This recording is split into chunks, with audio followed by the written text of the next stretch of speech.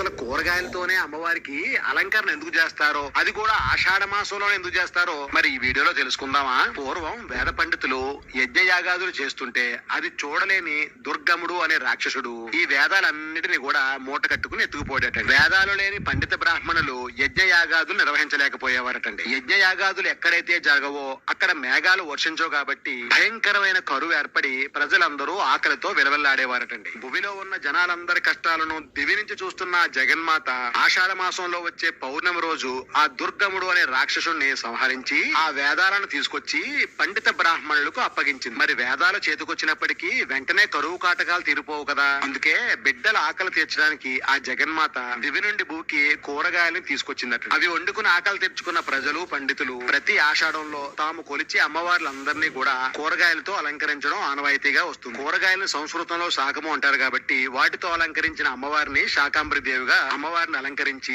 పూజలు నిర్వహించి నైవేద్యానంతరం ఆ కూరగాయలని వండుకుని తినడం వల్ల ఎటువంటి కరువు కాటకాలు రాకుండా ఉండేవటండి. అప్పటి నుండి ఆషాఢ మాసంలో ప్రజలందరూ తాము కొలిచే దేవతలందరినీ శాకాంబరి దేవిగా అలంకరిస్తారు.